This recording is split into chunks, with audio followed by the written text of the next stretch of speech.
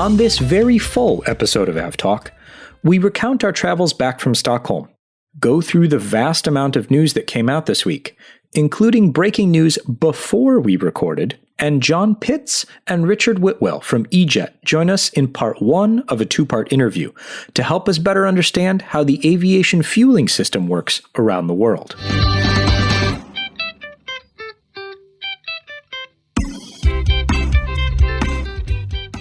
Hello and welcome to episode 142 of AvTalk. I am Ian Petchnick here as always with... But no longer in person with Jason Rabinowitz. I know. True. It was such a nice change of pace. This is going to sound, I don't even know if cliche is the right word, but parting was just sorrow. It wasn't even sweet sorrow. Especially in the way it went down. Oh, yeah.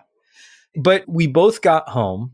It took a while. We'll get there. But we got home. Let's do our platitudes and greetings first. We'll get there. How are you doing now, sir? I'm good. I have a drink in my hand. It's the end of the year, so there's not much going on at work, and I'm talking to you. Well, that's good. I also have a drink in my hand. It is sparkling water, sadly enough.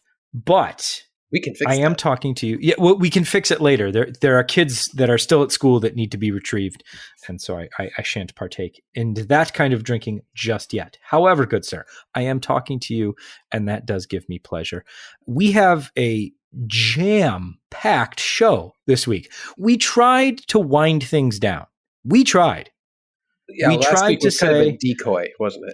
Yeah. We tried to say, okay, it's December, we're going to slow things down, and then actually no. What happened is right after we recorded, there was big news and big news and big news, and the big news hasn't really stopped since. So it's Wednesday, the 15th of December. And from last Wednesday, from after we recorded, we've got a bunch of stuff. So I feel like we should compress this and maybe do an episode, like a video episode or something like that, because I feel like this story benefits from visuals. But Jason, I will let you go first to tell your story, how you got home or almost didn't get home from Stockholm.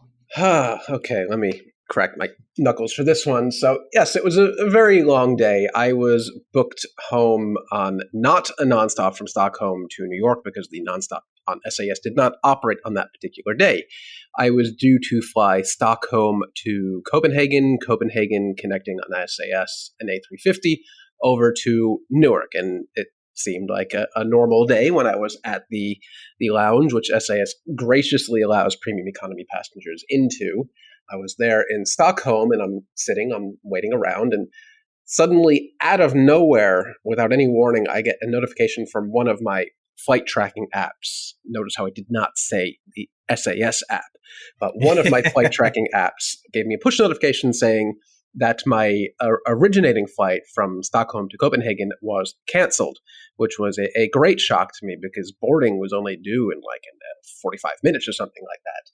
I then pulled out the SAS app, which informed me that I was rebooked with a 3-hour layover in Heathrow, which is not something I really wanted to do, but at least there was something booked. So I and several other passengers who were also informed or maybe saw it on the lounge flight information screens went up to as you would do in this situation, the check-in agents at the lounge, because they typically have rebooking capabilities and they're your fast pass to a new way home for most airlines. But they basically said, go down to gate 4 or something like that. There is an earlier flight to Copenhagen that has been delayed that you can get onto.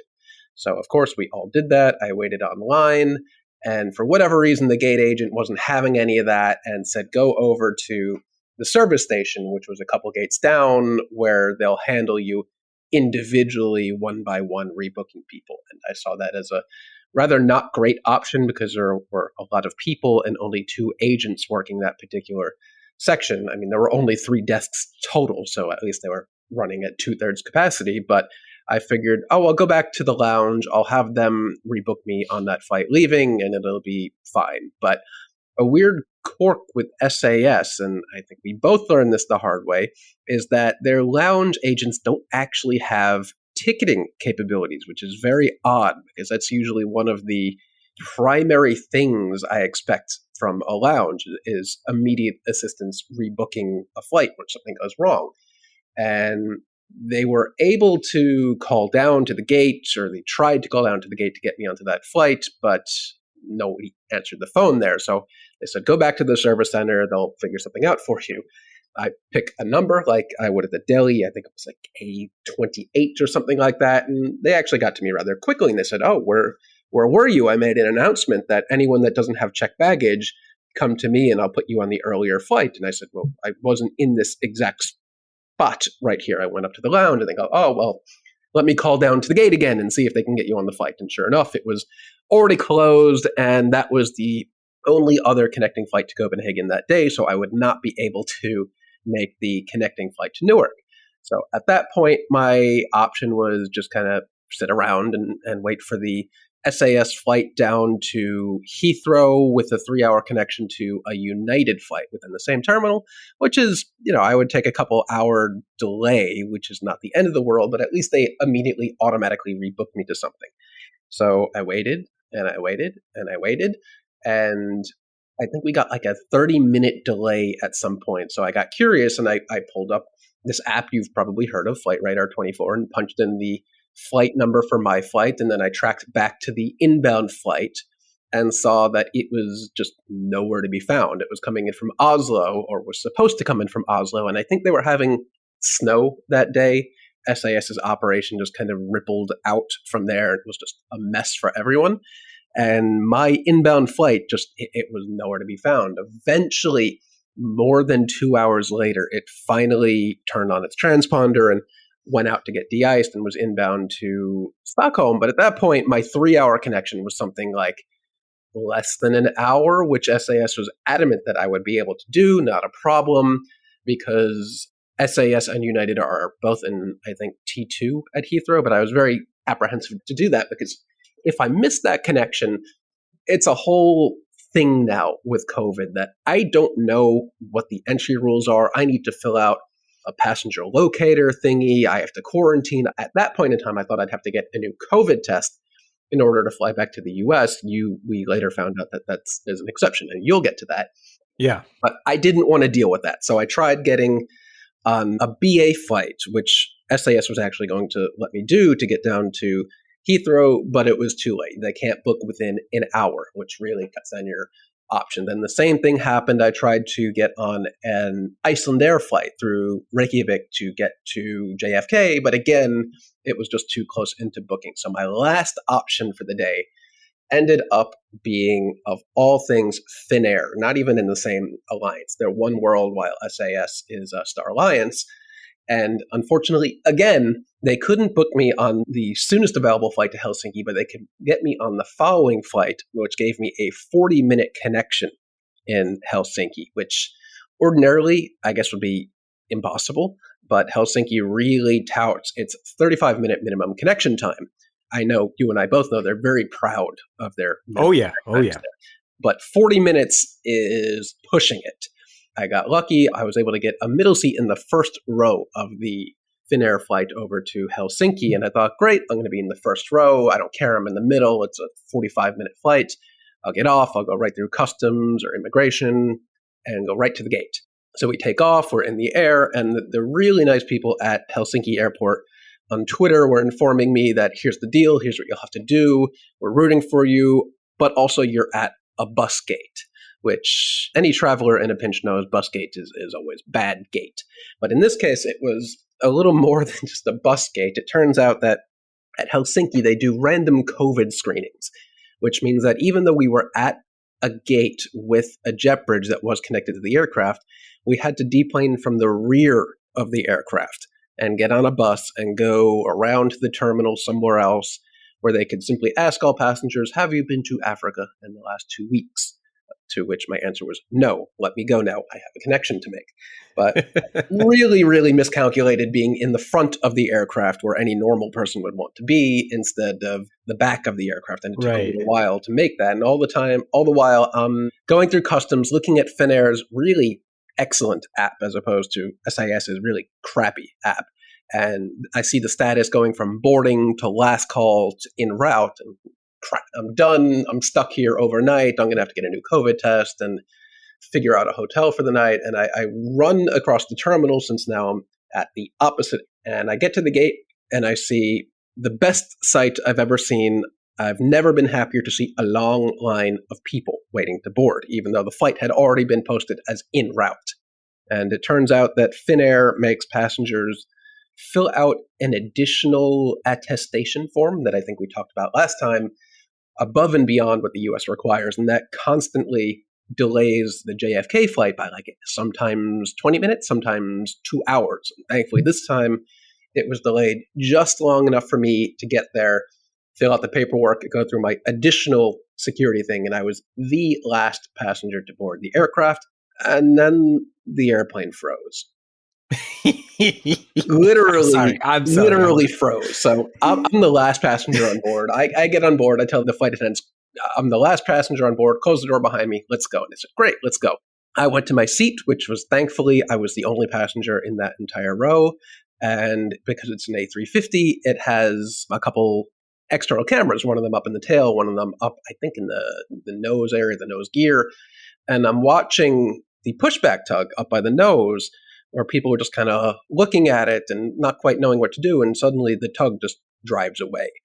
And maybe 20 minutes later, the captain gets on the PA and goes, well, I have some bad news. Something in the nose gear is frozen and they have to go get a heater to heat it. And that might take another 20 minutes. I'm like, wow, after all this, I get on the aircraft in Helsinki and the damn airplane is frozen and they're going to cancel. It all comes down to a guy with a hairdryer. And, Exactly. and I just want to point out, for those of you following along, I was also following along with Jason's travails and everything like this. We had talked throughout the day. We had messaged a whole bunch, and you had actually called me at one point and sounded not great. Defeated. But then at some point on the ground in Helsinki, your phone stopped working, so we didn't hear from you. Oh yeah, I'm still dealing with that. Yeah, I had no idea if you had made the flight or any of this until you landed back in New York like the next day. Yeah, something happened on the flight between Stockholm and Helsinki. My phone freaked out and just wouldn't connect to any network. So I had sporadic Wi-Fi in Helsinki, like enough to update the app to see what the status was. But once I was actually on the aircraft, I had nothing, and that's really bad timing. And even when I got back to JFK, I was considering taking Uber home, and I couldn't even do that because I didn't have any data. So that was an additional layer of insult to injury I did not need. But at the end of the day, I made it home with a delay of like 5 or 6 hours because I had to go the wrong way to Helsinki. So it added a couple hours extra flying time. But I made it. And the moral of the story is these days flying is really complicated, really challenging. There are few rerouting options if you do have irregular operations presented to you. Stay on your toes, check the data, make sure what the airline is telling you is actually true. Because if I had stayed on that Heathrow flight, which pushed back in Stockholm about 2 hours late, but didn't actually take off for 50 minutes after pushing back, I would have gotten stranded in Heathrow overnight, which would have just been not a nightmare, but really these days a pain because you just don't know the regulations. Would I be stuck in the terminal? Could I go to a hotel? So had I not checked the status of the inbound aircraft from Oslo, it would have been a much worse day. This is the thing that gets me, is it's not only would you have been able to because of the regulations or anything like that, it's would you have gotten the agent who reads the regulations the same way that you do. We'll talk about that in a minute. So Jason gets home. You got home, what was that, Wednesday? Wednesday, right? Wednesday, yeah. Yeah, so Wednesday. And all the while on Wednesday, my original flight was on Friday. And I said, well, I'm going to go home a day early. I didn't have anything going on, and I was going to go home a day early, surprise the kids, and that would have been fun. Except, so I go to change my flight. And the first thing is that SAS, the flight was empty. Both flights are empty. The flight I was on and the flight that I wanted to be on were both empty, relatively speaking. Either a very good or a very bad start. In all cabins. And so I'm thinking, okay, I'll change my flight. And so I called up SAS, which was really nice because calling the local number, somebody just picks up the phone. Really? So you just call like 1-800 SAS Air and someone goes, hey, how can I help you? It was great. You get the recording in Swedish, and then it's, press, I think 5 for English or whatever. So I pressed 5 and somebody picked up the phone. Like, you know how when you call in and you're expecting to wait, you're like doing other things, you're getting stuff together, you're checking your email, right? No, It's just disorienting. hello. I was like, it was completely disorienting. So I said, okay, this is what I want to do. I'm booked on Friday through Copenhagen. I want to change to Thursday. And they said, okay, it'll be $2,800. No, I'm sorry, $2,900. Hey, have fun expensing that. Yeah, exactly. It was $2,900. And I said, what? Why? And they said, you're on a saver fare. There are no saver fares available. I go, the plane is empty. And what was the response? Yeah, they didn't care. Of course, you're talking to someone who has no power to care, even if they wanted to. And I was like, okay, fine, whatever. So I go online. It was over $1,000 cheaper to just buy a new ticket. I love this industry. To just buy a new ticket, just buy the ticket the day before the flight. So is that what you actually did? I don't think I knew this. So you just bought a brand new ticket the day before. I thought SAS had waived all of their change fees in light of the There was no change fee. The fare difference was $2,900. But the new walk-up fare was over $1,000 less. I don't even understand that. Nothing makes any sense. That makes no sense. It makes zero sense. And so I buy the ticket, but I keep the old ticket knowing what has happened to you the day before. Wise decision. I've kept the old ticket with a plan to cancel it and seek a refund for whatever value remains on the ticket after I have used the Thursday ticket. So I get my COVID test in Stockholm. I've got my health certificate that has that awesome stamp that says doctor approved on it. Doctor approved. It looks so serious. But it works. But it works. I'm ready. Thursday morning, I go to the airport. Everything looks good. Everything's on schedule. I actually take the Copenhagen flight that you were supposed to be on, the Stockholm Copenhagen flight that you were supposed to be on. Okay, so it wasn't the same one, but it was around the same time. So I was like, okay, everything's going to plan. I get into Copenhagen. I'm sitting in the airport. And I need to buy a Lego set I've gotten presents for everybody except my oldest son. I need to go to the Lego store, and I had planned to do that just before I went to passport control and onto the gate. And so I leave where I was, and I start walking towards the Lego store, and I walk past the board, and it says Chicago, canceled. Oh, so again, no notification from SAS. I eventually received an email that the flight had been canceled. I didn't get anything. I received that email after I had already talked to everybody and things like that. So to knowing that Jason had this problem the previous day with SAS Lounge folks and dealing with people at the gate and everything like that, and I wasn't through passport control yet, which I think really saved me because I feel like that just would have been an even bigger hassle to deal with. But I beeline to the service desk. And there's one person in front of me and he's not yelling, but he's just expressing his disappointment to the agent that he can't get through. The problem that I experience is that the Chicago flight out of Copenhagen is the last flight to the US that SAS operates from Copenhagen and on any given day. Yeah, everything much else worse leaves before. Situation for you, since you're already in Copenhagen much later in the day, your options at that point are basically non-existent. Right. I took my lumps and said, I'll rebook for the next day. And she goes, but you're already booked on that flight. So you wanted to rebook your new booking to the original flight where you already had a booking. Prior to that, I had clicked cancel and requested the refund, assuming that now that I'm Copenhagen, the flight's going to go and then it gets canceled, of course. So I think that's what did it. Oh, I should mention that the flight was canceled because the toilets broke. That's a stinky situation. Either that or something like the water in the toilets was constantly running or they couldn't get it to run or something like that. But it was something too much water, not enough water, somewhere in there. We can't make it work.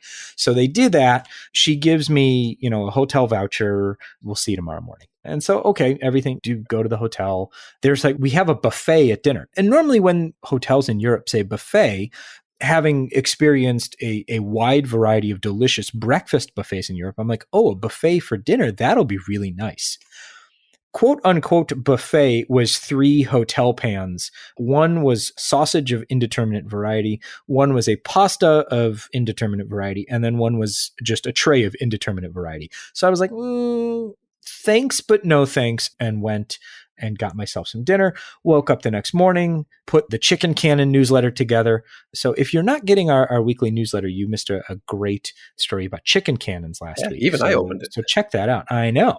So put that together, go to the airport. Everything works. We get on the plane. We're off to Chicago. We land in Chicago, no problem. Great. I'm like, oh, great. I'm 24 hours late, but I'll get to see my kids. And then what happened? I think for the third out of 4 times that I've landed in Chicago, the last 4 flights that I've come back to Chicago or landed in Chicago, 3 out of 4 of them have had a jet bridge issue. And long story short, we pull into the gate area. The jet bridge isn't working. It's pouring rain.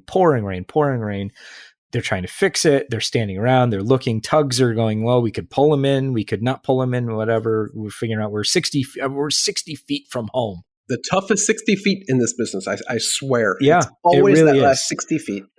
The eventual plan is they're going to tug us to a new gate, and then we'll be able to get off the plane and go. So, but that, in the meantime, the aircraft has been blocking the ground access road where all of the cargo trucks and tugs and baggage tractors and fuel tankers, everything. Yeah. I mean, we've created this huge traffic jam. I even saw the cops give one of the truck drivers a ticket for trying to get out of it. It was great. And not for him. But it was hilarious. Funny enough, see. we also had to be towed into our gate at JFK due to construction on the ramp, but it was a finely orchestrated operation, unlike O'Hare, where it seems like they have never actually had a functional jet bridge. No, so the whole thing was just it. So it added an extra hour on the ground. People are missing their connections, and the guy that was in line in front of me the day before, he had been trying to get to Chicago so that he could go up to Wisconsin because his girlfriend was graduating.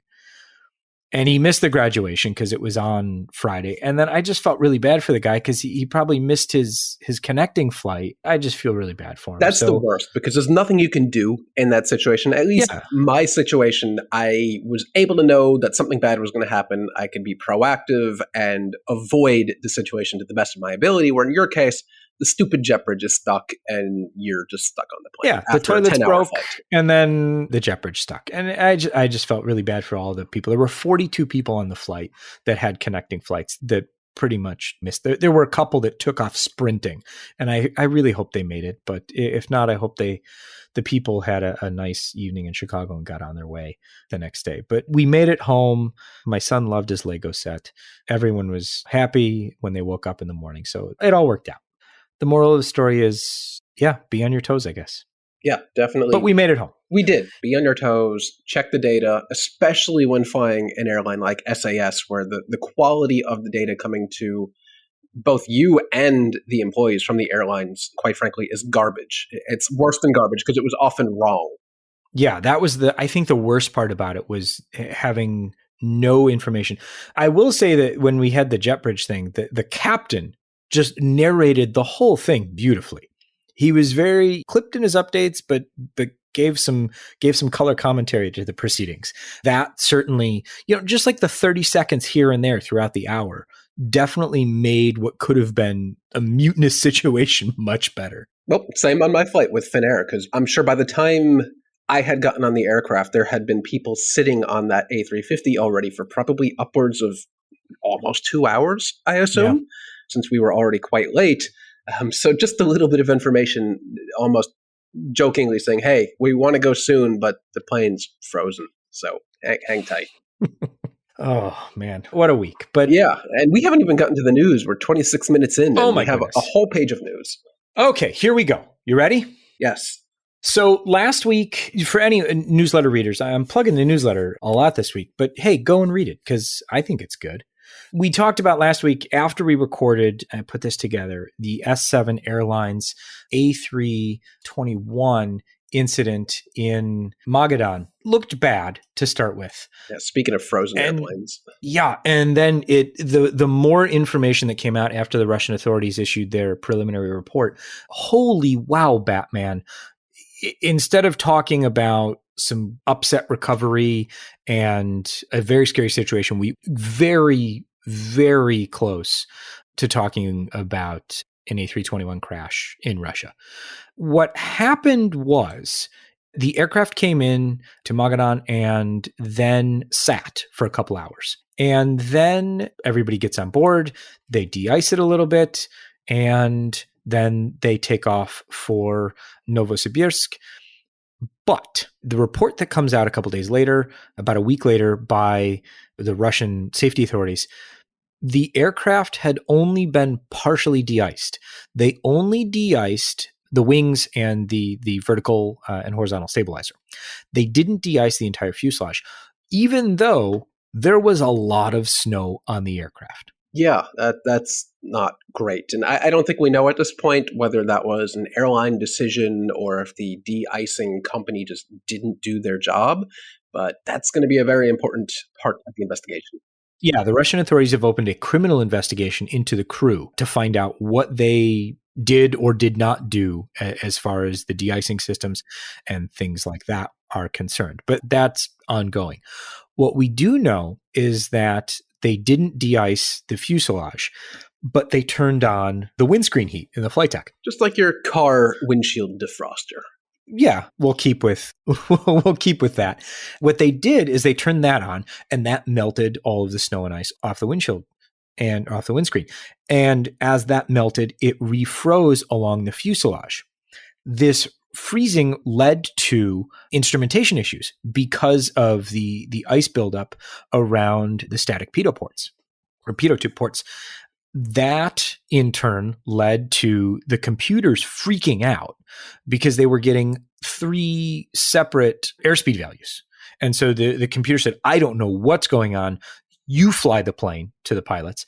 And because of that, it was not it was a roller normal coaster. flight. It was a roller coaster. Thankfully, in this case, when the computer freaked out and said, I'm not dealing with this, you deal with it, it handed it off to pilots that presumably were capable of handling the situation. I think there are definitely situations and alternate realities where the crew would not have been able to regain or maintain control of this aircraft, and it would be a very different conversation. Yeah, it was definitely within their ability to recover the aircraft because they tried to return to Magadan. They were unable to do so. They eventually diverted to Irkutsk because it was warmer and the weather was better. They were able to land and everything went fine. But the first 25 minutes of flight were just a pure roller coaster. And we'll put a link in the show notes to the data and a 3D view of what the initial part of the flight looks. But I mean, things like plus 15,000 feet vertical speed, minus 5,000 vertical speed, plus 5,000. I mean, it was not a great thing. So the investigation is ongoing, but some absolutely not good things happened here. And very, very luckily, the crew was able to recover from the upset and land safely. Yeah, we're following this one to get a little bit more information about why the aircraft was not fully de-iced, but that seems to be pointing in the direction of... and just to stress how dire this situation was and how the control was really lost. I don't have the numbers in front of me, but they rolled more than 90 degrees. They were inverted. 90. The Russian safety authorities released the readout from the flight data recorder. 91.1 degree roll angle, minus 91.1 roll degree. Pitch angles, the pitch angle height or the maximum pitch angle was 43.8. The minimum pitch angle was minus 23.9. Yeah, so this aircraft was all over and is going to be one hell of a case study for the feasibility of autonomous flight operations, since in this case the computer freaked out, didn't know what to do, and handed off control to the pilots. What would it do if there was no pilots on board that aircraft, I wonder? The computer would have requested full de-icing. Oh, well, in that case, everything is fine. That's the answer I can give you right now. I don't have an autonomous flight answer for you, but maybe one day I will. Let's talk about the A350 freighter, because Singapore Airlines is pretty excited about theirs.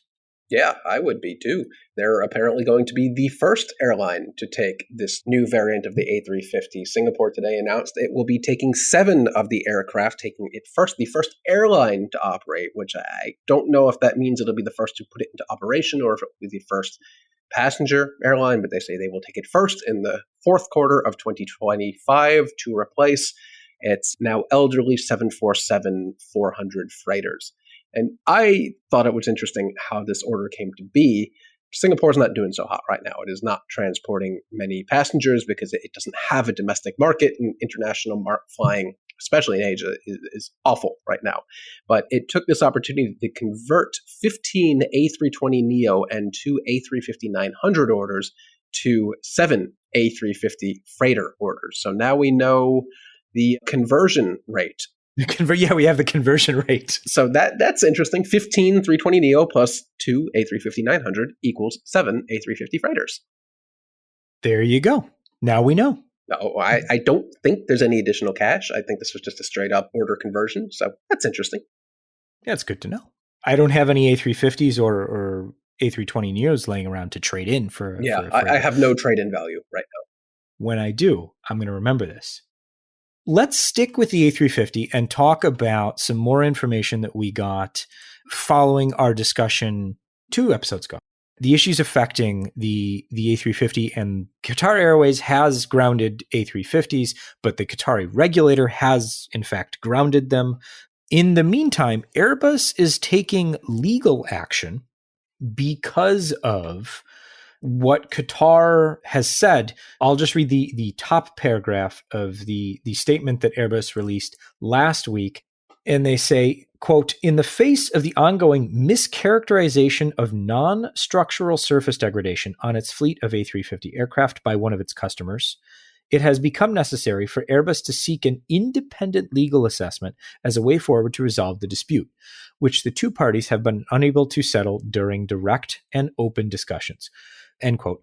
So basically what Airbus is saying is, we have been yelling at Qatar Airways. Qatar Airways has been yelling at us, and we haven't come to an agreement. They've said a whole bunch of stuff, and we've hired lawyers. So, I mean, things went from very quickly from, we don't really know what the problem is. The problem's paint. It could be something. It might be, Abu al-Bakr being persnickety as he is with interior finishes and stuff like that, to, oh, look, there's a problem. It's affected multiple airlines. It seems to be a paint issue. It doesn't really seem like there's any underlying effects, to Airbus is seeking independent legal assessments. Yeah, this one got hot real quick, and it's no doubt that this is spurred by the article that was published by, was it Reuters? Reuters, thank you. Yeah. Definitely spurred by some sort of leaking from Qatar Airways, I would only be led to conclude. And finally, we have some real action going back and forth here. And another quote from Airbus as, "While Airbus regrets the need to follow such a path, it has become necessary to defend its position and reputation." So this is, I guess they're basically saying, don't mischaracterize this, don't tarnish our reputation, because Akbar al-Baker, the CEO of Qatar, has been quite outspoken that this is a much worse situation than anything Boeing is dealing with, which I think is a mischaracterization in itself. But it's going to be real interesting to see where this goes, especially since it's only affecting older A350s, probably like the one I just flew on Finnair, actually. That was a 5-year-old A350, and this has since been, the manufacturing process has since been changed, I believe. So this doesn't affect new deliveries, but this one went from seemingly months and months of nothing happening to just an exponential ramp up. Yeah, it was just really bizarre how this all came about. How it was all of a sudden there were grounded Qatar A350s, and now they're leasing Cathay Pacific triples or ex Cathay Pacific 777s. They've brought the A380 back. There's a war that of happened words. Today, didn't it? Now there's a war of lawyers. It's all very bizarre, and hopefully they get this out of their system and figure it all out. And Airbus, to its point, has said, look, we've offered a number of fixes for this, and we've offered to repaint these planes. And Qatar hasn't taken us up on it, or Qatar Airways hasn't taken us up on it. So who knows where this is going? I don't know what 9-dimensional chess is being played here. It just seems so very silly if it is in fact just the paint. or if there's truly a serious underlying issue here that Qatar feels the need to dig their heels in so deeply. I guess we should stick with legal problems. This one was unexpected, huh? Yes and no, which is really interesting. I talked about how I got a copy of Peter Robeson's book, Flying Blind, about the 737 MAX. Having read, I think I'm 3/4 of the way through the book now. Having read that much of the book, I'm like, no, this makes perfect sense. Reading the book. So let's back up and talk about what happened this week. Mark Faulkner, the former Boeing pilot who was central to the discussion about the development of 737 MAX in congressional testimony because of text messages and messages that came out that he had sent, came to the fore. He was charged by the Department of Justice. And at the time, Jason and I had mentioned it seems like, going after this one guy, it doesn't make sense. And as it turns out, someone at the FAA agrees with us. Yeah, if we did actually say that, I don't recall it, but I know I was thinking it. If we did say that, look at us, predict the future. It's basically saying Faulkner is the fall guy. He has some blame attributed to him, but he is not the person that created MCAS. He's not the person that enhanced MCAS's authority to do what it did in the end. Yes, he made some rather terrible judgment calls on his internal communications and made the decision to leave MCAS out of pilot briefings or pilot training materials. But he is not the person that really should be taking the brunt of the fall for this. And of all places, the FAA has come out and said, Faulkner is basically taking the brunt of the blame for this, and it's not right. But I don't think they really said who they should be going after, which in my opinion is the entire Boeing board of directors. That's where, reading Robeson's book right now, there's a long list of people who had their hand in what led to what happened. I think using Faulkner is convenient. He is a fall guy. It's the path of least resistance because they have these awful communications that prove that he had ill intent. This was an easy legal thing. This isn't necessarily justice. It's not a moral victory or anything like that. It's we can prove charges and therefore we will. That being said, I think there are, if not legal ramifications to go around, there should be more people held accountable than there have been thus far. I'll leave it at that. Yeah. So let's completely switch gears and talk in just a moment with John Pitts and Richard Whitwell from eJet. They are the two gentlemen who know, I don't want to say everything because I'm sure there's something they don't know, but 99.9% of everything there is to know about jet fuel. And we're going to have a 2-part conversation with them. We're going to have the first part this week so we can get up to speed so that we can bring them back next week through the magic of editing and have part 2 of our conversation where we talk about what happens to the industry moving forward as far as sustainable aviation fuel is concerned. So let's take a real quick break and we'll come back and chat with John and Richard and learn all that we need to know about how fuel goes from the refinery to the aircraft and get up to speed on that. So stay with us. We'll be right back.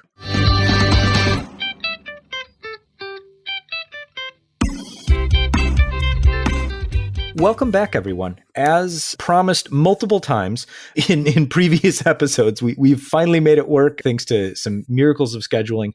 We have John Pitts and Richard Whitwell here.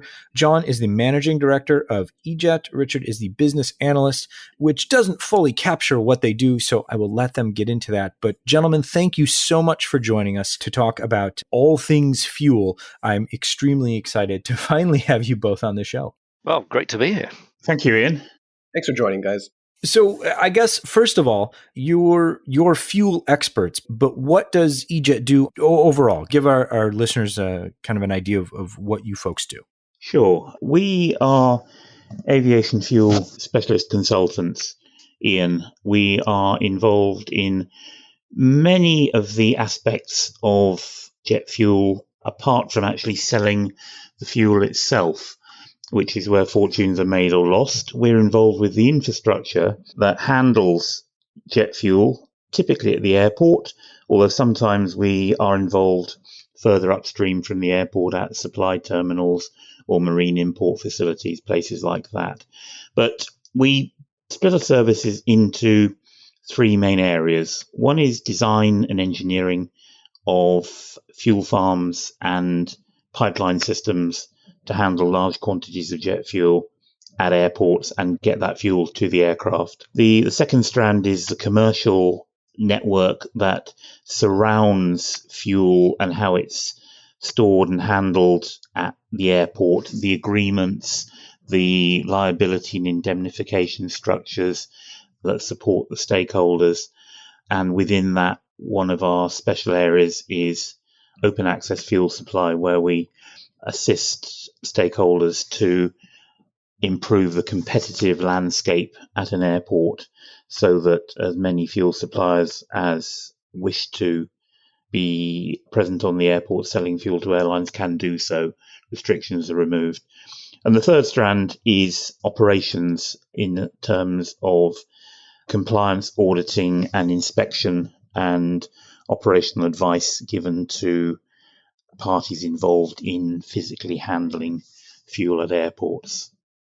So you are involved pretty much in all aspects other than actually supplying the fuel itself. You seem to be involved in everything. And that's why we wanted to talk to you, because Jason and I have talked about the kind of the future of the industry in general in this podcast. And one of the big things has always been sustainable aviation fuel, especially over the past year. We heard so much about it at the Airbus Summit. 2 episodes ago, we talked about it with the United CEO. And in between that, we've had various airlines and suppliers and airframers and manufacturers say that this is one of the things that's part of the future. But we wanted to take a step back and talk about, how does it work right now? How does fuel get from a refinery to the wing? How does your fuel go from we now have jet fuel to it is in the plane? What are the steps in between there? Okay. First of all, I think it's important to realize and appreciate that the cost of fuel is something like 30% of an airline's operating cost. So it's a very large element in what it costs to run an airline, and therefore airlines take a very great interest in fuel supply chains, the infrastructure that provides for those supply chains, and how fuel gets into the wings of their aircraft as efficiently and as cost effectively as possible. It's also relevant that jet fuel is an almost perfect commodity. Whilst it's very tightly specified, and there are regional differences between the jet fuel that's available in the US, Russia, China, and pretty much the rest of the world.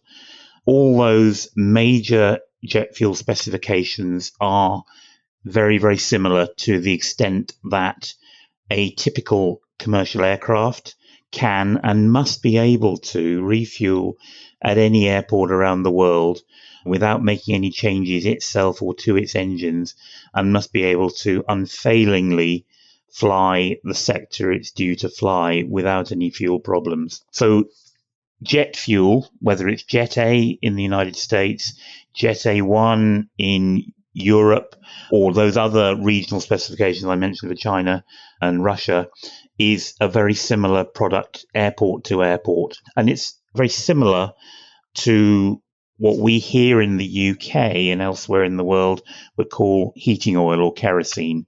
It's a middle distillate. It's not as volatile as gasoline, and it's not as heavy as residual fuels that ships or other heavy users might use. It is kerosene, and in the UK, as an example, refineries manufacture something called dual-purpose kerosene. So depending on demand, depending on season, they will output this material that can either be diverted to the heating oil stream or to the aviation fuel stream. Once it gets into the aviation fuel stream, everything changes and it becomes tightly specified, tightly controlled, and it does not move without a certificate supporting it, so that it is always possible to see its provenance, its quality, what tests have been done on it at what times, and therefore the fuel should be traceable at all times back to its source. The reason for this is that if there were ever to be an aircraft incident or accident that was fuel related, it should be possible within reason to trace that fuel all the way back through the supply chain to where it's come from and what might have been done to it, in the interests of enabling an investigation to take place. So with all that in mind, a typical aviation fuel, jet fuel supply chain will always involve a refinery at the starting point. That's where crude oil is manufactured into a number of different products and components that are processed and secondary processed and moved around sometimes between from refinery to refinery and blended and ultimately made into end user products, one of which is kerosene or jet fuel. Between the refinery and the airport, there may be several, even multiple different points at which the fuel is stored, it's moved, it's stored again, it's imported, it's exported, and it's moved around. And this is coming back to jet fuel being an almost perfect commodity. So it's very tradable, very transportable. And I have heard anecdotal evidence that, for example, a ship was once loaded at a port in Europe, set off on its voyage, and was traded many times on the high seas between different owners. And it arrived at its destination and discharged. And where it was discharging was right back at where it had loaded, in the same port, into the same tank, because of its tradability. And fortunes are made and lost, as I said, on this. And that's fine, because it makes the wheels of commerce move, and it makes or enables aviation to keep flying, and for airlines to get fuel at the most competitive price they can achieve.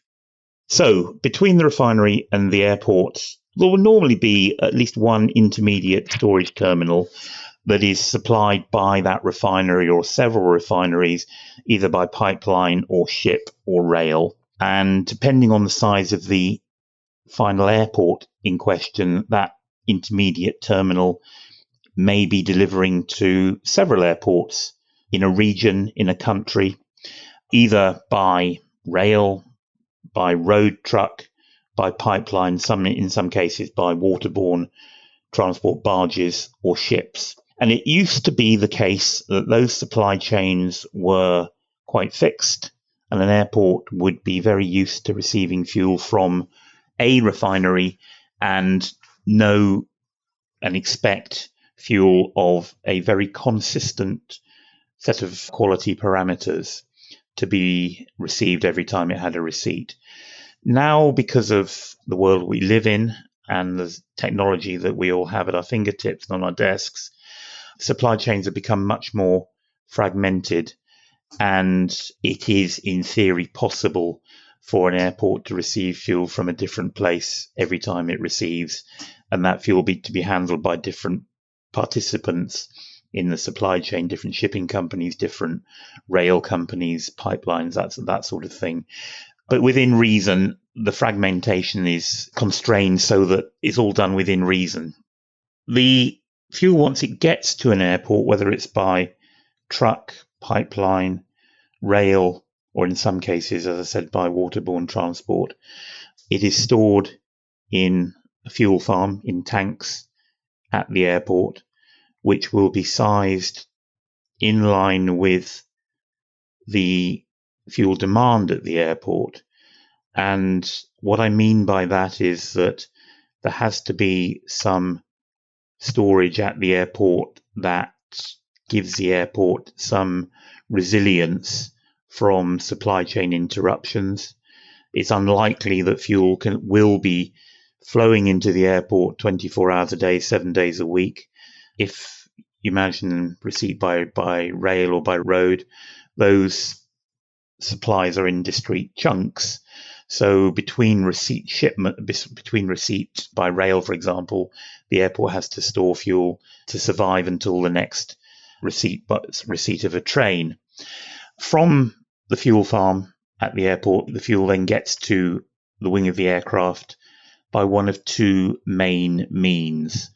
One is by a tank truck, which in the industry we know by several names. It might be a fueler, a refueler, or a bowser, depending on where in the world one is. And that vehicle transports fuel in a bulk tank on the truck and delivers it to aircraft. It's not the same as a road truck. It's much more sophisticated because it has on board a pump and a set of hoses to deliver the fuel, but also a meter to control and verify the volume of fuel that's gone onto the aircraft. Airlines order fuel by volume, but it has a mass, and that mass is important for the trim of the aircraft.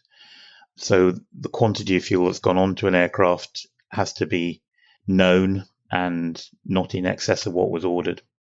Importantly, that vehicle also has quite sophisticated filtration on board, because this is the last line of defense before the fuel goes into the wing of the aircraft. And the filtration, I would say that filtration on board vehicles, and also similar types of filtration back at the fuel farm and at those locations further upstream, that filtration is where the aviation fuel industry probably spends more R&D dollars than anywhere else, because the fuel has to be ultra clean in terms of solid contaminant, and also free from water, because water can present problems for aircraft at high altitude as a result of freezing and crystallization of ice crystals causing problems in aircraft fuel systems. So that's the refueler vehicle. The second means of getting fuel onto an aircraft is what we call a hydrant system, which is a network of piping underneath the airport which runs from the fuel farm to the apron areas where the aircraft park. And at a civilian airport, aircraft park at the terminal on parking spaces, always on the center line of the aircraft stand. Similar to how you park a car in a parking lot between white lines, aircraft park on a center line because the pilot's sitting in the center of the aircraft, not at the side. A hydrant system brings fuel to offtake points near to ground level, just slightly below ground, in a similar way that an urban fire water system delivers fuel to fire hydrants placed around a neighborhood.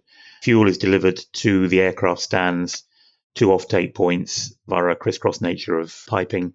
And from there, small trucks known as hydrant services or hydrant dispensers take fuel under pressure, because the fuel is pressurized from pumps back at the fuel farm, which could be several miles away or kilometers away. Those hydrant dispensers are simply conduits taking fuel from an offtake valve just below ground level, and the fuel flows through them through a filter, as we discussed earlier, through a meter and through a hose system into the wing of the aircraft.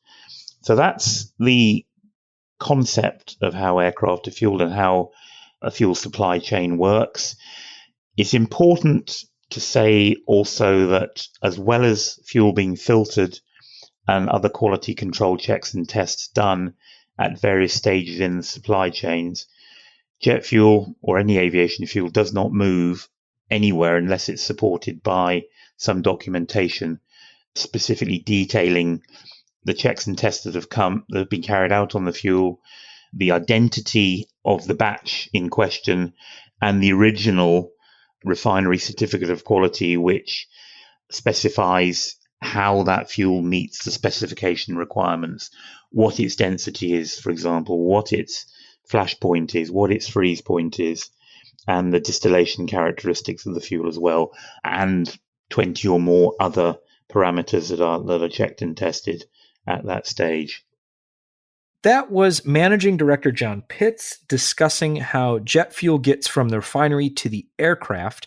And next week, we'll have part 2 of our conversation where we get into where the industry is heading in the next few decades and some of the huge challenges that will need to be overcome for the industry to meet its rather lofty goals or ambitious goals of sustainable aviation fuel. That's when the conversation gets... Stuff's complicated. Yeah. We have to start doing math in part 2. So I'm going to go get my calculator and we'll come back next week. In the meantime, we have... We're going to have to tear through the back half of this. Well, okay. A lot of news this week. Yeah, I said at the beginning of the show that this was a long episode. And we have gotten some feedback that says, hey, you guys have gotten a little short. So we're making up for that in this episode. I will talk 20% slower. There you go. Stop it. Let's see. What do we got? EU summer slot waiver. Airlines say yay. 64% of the slot allocation needs to be used in Europe. That's fine. Air Berlin had half a new livery when it went bankrupt. They had half a plane painted. No word on which half was painted. Now we get... Thanks. Now we get into the meat of the breaking news. Now, breaking news. We'll call it breaking news. Qantas has selected Airbus family aircraft to replace its domestic narrow-body fleet. Whoa, that's a big defection from a very loyal Boeing customer.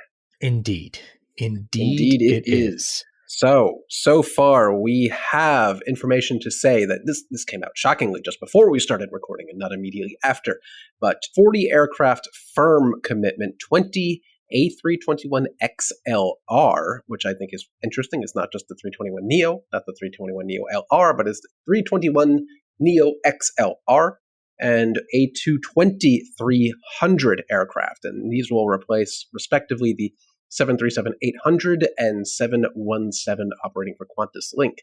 Additionally, Qantas will have a further 94 purchase right options over a 10-year purchase window to replace the rest of its 738 and 717 fleet. And this is in addition to Jetstar's existing agreement with Airbus for, in quotes, over 100 aircraft in the A320neo family.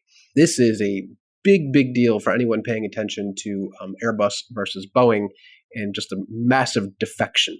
Yeah, it's not a huge order in terms of absolute numbers, but it's a huge signal as far as orders go. Yeah, well, keep in mind that yes, the 321neo XLR won out over the 737 MAX, but also to replace those 717s, Boeing really doesn't have a competing aircraft for the A220. You can argue that the 73 MAX 7 is that, but that aircraft isn't exactly... Can you? You really can't. I mean, you can make the argument, but it's not a legitimate argument. It was almost the default winner here. If you want an aircraft of that size, you end up with the A220. But that is not a shocker that Qantas went with Airbus, because it seems like the most logical determination, but it's a huge morale hit for Boeing that such a long-standing customer would defect to the dark side. To the dark side. Yeah, so breaking news there. We'll see what gets firmed up and what gets further announced in the coming weeks. But that's an interesting one and the way to go there. Let's talk about what's next. Oh, tell me more about BA and Gatwick.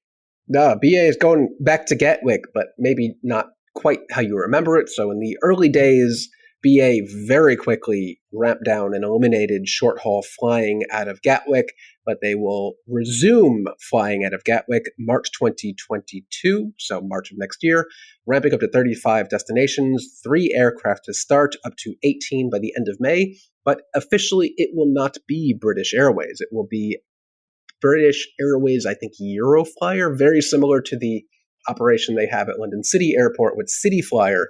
So it's going to be British Airways and livery and visual identity and by booking it, but you will be on an airline that is technically not British Airways. Okay.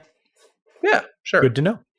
Sure. The final A380 test flight happened this week, and the MSN 272, the last A380 to be built and delivered, new, flew in a giant heart pattern over and near Hamburg as part of the final test flight.